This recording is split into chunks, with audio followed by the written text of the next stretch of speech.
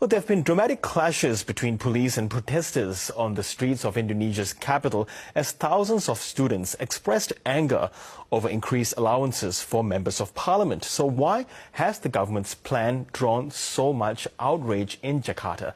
Natasha Salim is a reporter with ABC Indonesia, and she joins me now in the studio. Natasha, good to have you with us today. Now, how big were these protests, and did they get particularly violent on the streets?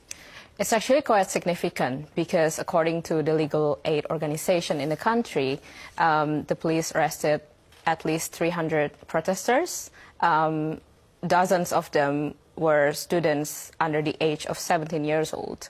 So everything on the ground turned quite violent after, especially because the police had to fire tear gas to control the mass, and there's a view of fire like on the ground, and people also threw some stones into the police office and also hitting the stations with a bamboo stick.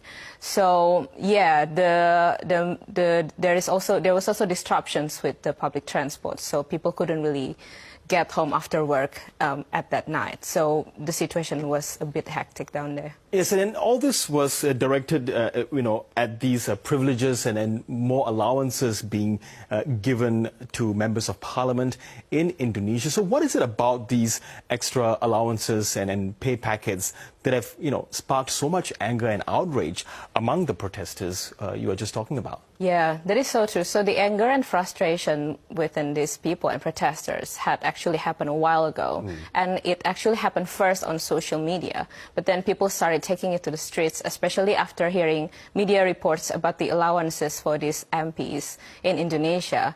So one of the examples of the allowances that were being announced or reported on media is about the house allowance. So some of these MPs, they live outside of Jakarta, and then this money were budgeted for them to rent a place in Jakarta.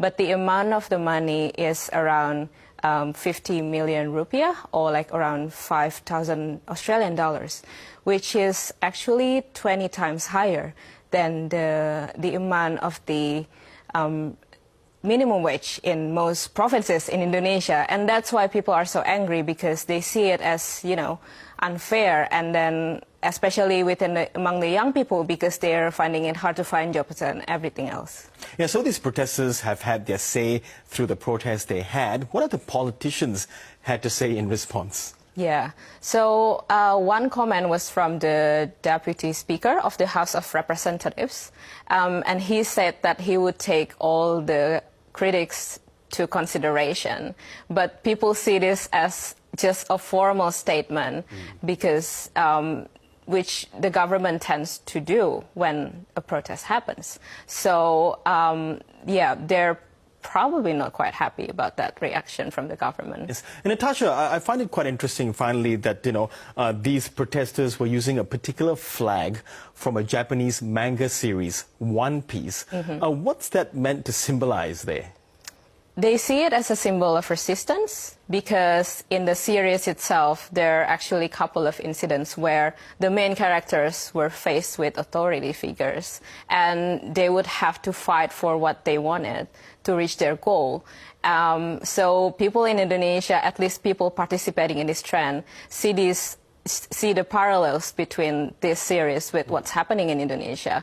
But the thing is, some members of the fan base, they're actually not very happy about, One Piece being used in real life, and saying that, One Piece is simply just a series about people who want to reach their dreams. So there's been a bit pros and cons over there. Okay, Natasha Salim from ABC Indonesia, thanks very much for explaining it all for us. Thank you. Thank you.